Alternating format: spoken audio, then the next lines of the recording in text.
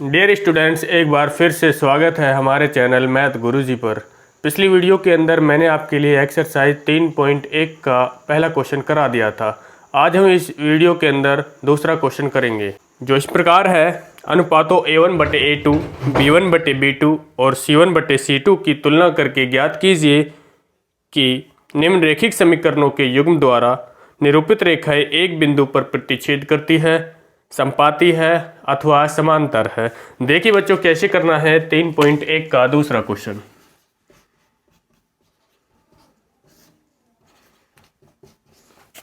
दो समीकरण आपको दे रखे हैं 5x माइनस 4y प्लस 8 बराबर 0। दूसरा समीकरण 7x प्लस 6y माइनस 9 बराबर 0। देखिए बच्चों, वो कह रहा संख्या के अंदर A1/A2 और B1/B2 और C1/C2 की तुलना करके हमें ज्ञात करना है। तो सबसे पहले हम A1/A2 का मान निकालेंगे। कितना आएगा? A1/A2 का मान बच्चों 5/7 आएगा, क्योंकि हम x और y की संख्या नहीं लेंगे, ओनली अंकों वाली संख्या हम लेंगे। A1/A2 का मान 5/7 और B1/B2 का मान देखेंगे कितना आएगा, तो -4/6। आगे C1/C2 का मान आता है 8/-9। अब यहाँ से देखना है कि तीनों संख्याएं हमारे पास अलग अलग है, तो लिख लेंगे A1/A2 बराबर नहीं है B1/B2। जब बच्चों ऐसी कंडीशन आती है तो हम उसमें हल जो आता है अद्वितीय हल आता है, तो लिख लेंगे एक लाइन के अंदर अद्वितीय हल। और अद्वितीय हल पर हमेशा प्रतिच्छेदी रेखाएं होती है।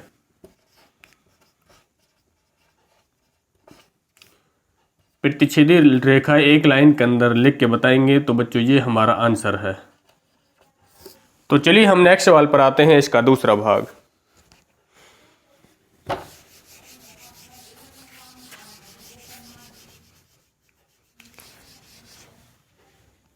दूसरे भाग के दो समीकरण दे रखे हैं 9x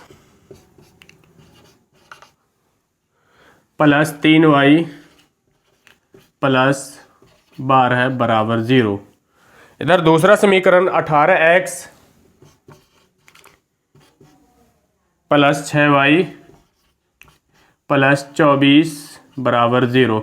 देखिए जैसे आपने पहला भाग किया था सेम करना है, तो A1/A2 का मान बराबर 9/18 और B1/B2 का मान आपका 3/6 और C1/C2 का मान आपका 12/24 ये हमारे पास है। देखिए बच्चों, ऊपर नीचे की जो संख्या कटती है एक ही पहाड़े से, तो आप काट देंगे। 9 एकम 9, 9 दूनी 18, 3 एकम 3, 3 दूनी 6, 12 एकम 12, 12 दूनी 24। देखेंगे बच्चों तीनों संख्याएं हमारी समान है, तो यहाँ पर लिख लेंगे A1/A2 बराबर B1/B2 बराबर C1/C2। जब ऐसी कंडीशन आती है तो उसके अंदर हल होता है अनेक या अनंत हल।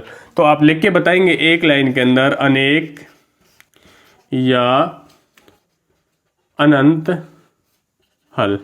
जब ऐसा सवाल आता है तो उसके अंदर अनेक या अनंत हल पर हमेशा समांतर रेखाएं होती है।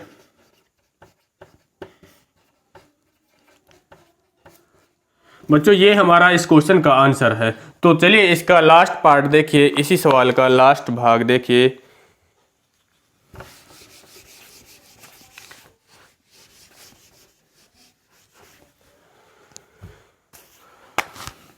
इसका तीसरा पार्ट देखिए। समीकरण है हमारे 6x माइनस 3y प्लस 10 बराबर 0, 2x माइनस y प्लस 9 बराबर 0। हमारे दो समीकरण दे रखे हैं, तो आपको बताना है कि इसके अंदर कौन सी रेखाएं होंगी। रेखाएं हमें तब पता चलेगा जब आपको पहले हल पता होगा। देखिए तो A1/A2 का मान आपका 6/2, इधर B1/B2 का मान -3/-1, इधर C1/C2 का मान आपका 10/9। अब यहाँ पर जो संख्या कटती है उसे हम काट देंगे, ऊपर नीचे की संख्या कटेंगी, 2 एकम 2, 2 तिया 6, माइनस से माइनस कैंसिल हो जाएगा तो 3 बचा। इधर बचेगा तीनों संख्या, लेकिन दो अगली संख्या बराबर है लेकिन तीसरी संख्या अलग है, तो हम लिख लेंगे A1 बटे A2 बराबर B1 बटे B2 बराबर नहीं है C1 बटे C2। क्यों? तीसरी संख्या हमारे पास बराबर नहीं है, तो दो संख्या बराबर है पहली और तीसरी नहीं है, तो आप लिख के बताएंगे A1 बटे A2 बराबर B1 बटे B2 बराबर नहीं है C1 बटे C2। अब देखिए इसके अंदर कोई हल नहीं, कोई हल नहीं। जब कोई हल नहीं आता है तो उसके अंदर रेखाएं होती है बच्चों, समपाती रेखाएं। लिख के बताएंगे समपाती रेखाएं। बच्चों इस क्वेश्चन का ये लास्ट भाग था, मैं ये आपका आंसर है, तो आप एक लाइन में लिख के बताएंगे समपाती रेखाएं। तो बच्चों मुझे उम्मीद है आपको ये तीनों पार्ट्स इस सवाल के समझ में आए होंगे। तो बच्चों आज हम इस वीडियो के अंदर तीसरा क्वेश्चन कंप्लीट करेंगे। देखिए जो इस प्रकार है, अनुपातों A1 बटे A2, B1 बटे B2 और C1 बटे C2 की तुलना करके ज्ञात कीजिए कि निम्नरेखिक समीकरणों के युग्म संगत है या फिर असंगत है। देखिए बच्चों कैसे करना है, 3.2 का तीसरा क्वेश्चन। इसका पहला पार्ट देखिए, समीकरण दे रखे हैं 3x प्लस 2y बराबर 5, 2x माइनस 3y बराबर 14। तो A1 बटे A2 का मान बच्चों 3 बटे 2, B1 बटे B2 का मान 2 बटे माइनस 3 और C1 बटे C2 का मान आपका 5 बटे 14। तो देखिए बच्चों हमारे पास ये तीन संख्याएं हैं, क्या तीनों सेम है या फिर अलग अलग है? जब तीनों सेम संख्याएं हैं तो आपको बताना है A1 बटे A2 बराबर नहीं है B1 बटे B2। सबसे पहले आप हल बताएंगे, इसके अंदर हल होगा अद्वितीय हल। अद्वितीय हल बच्चों, अद्वितीय हल पर हमेशा संगत युग्म होगा, संगत युग्म होगा। बच्चों ये इस क्वेश्चन का आंसर है, तीसरे क्वेश्चन का पहला पार्ट का ये हमारा आंसर है संगत युग्म। देखिए नेक्स्ट सवाल पर आते हैं, इसका दूसरा भाग।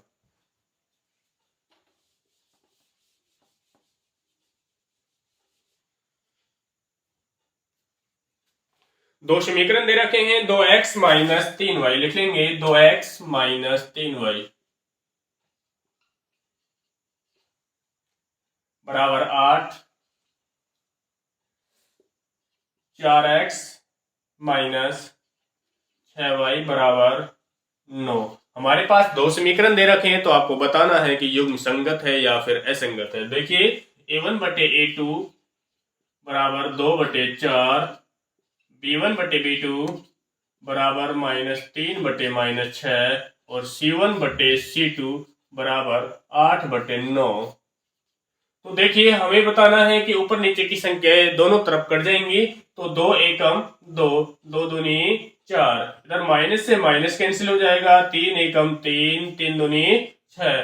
देखेंगे ये संख्या 8 बटे 9 हमारी नहीं कट सकते, तो लिख लेंगे आगे अगली दो संख्या हमारी बराबर है लेकिन पिछली अलग है, तो लिख लेंगे A1 बटे A2 बराबर B1 बटे B2 बराबर नहीं है C1 बटे C2। ऐसी कंडीशन में बच्चों कोई हल नहीं, जब दो संख्याएं बराबर है लेकिन तीसरी संख्या बराबर नहीं है तो उसके अंदर हल आता है कोई हल नहीं, कोई हल नहीं। कोई हल नहीं पर हमेशा असंगत युग्म होगा,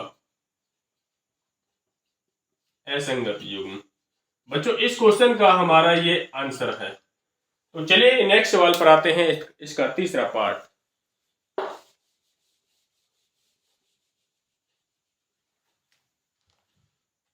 इसका तीसरा पार्ट देखिए, दो समीकरण दे रखे हैं, 3 बटे 2x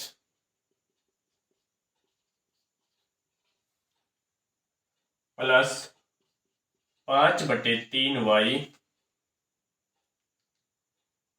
बराबर 7। तो सबसे पहले बच्चों हमें ये समीकरण दे रखा है, तो सबसे पहले एक आसान समीकरण हम इसको बनाएंगे। सबसे पहले हम नीचे वाली संख्याओं में एलसीएम लेंगे। 3 और 2 का एलसीएम आता है 3 दूनी 6। 2 से आप 3 में भाग करेंगे, 2 तिये 6, 3 तिये 9x, आगे प्लस का प्लस।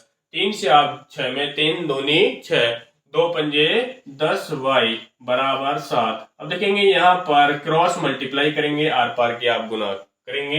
एक की इसमें गुना होगी, 9x प्लस 10y बराबर 6 की आप 6 सत्ते 42। हमारा पहला समीकरण ये आया, सिंपल समीकरण आपने बनाया है। अब दूसरा समीकरण दे रखा है संख्या के अंदर 9x माइनस 10y बराबर 14। अब देखेंगे यहाँ पर हम a1 बटे a2 का मान देखेंगे कितना है, 9 बटे 9।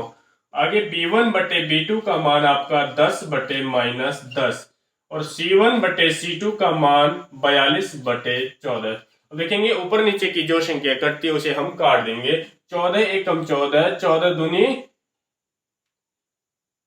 यानी 7 से आप काट देंगे, 7 दूनी 14, 7 छिंग 42, 7 दूनी 14, 7 छिंग 42। या फिर आप काट सकते हैं 2 से, 2 तिये 6।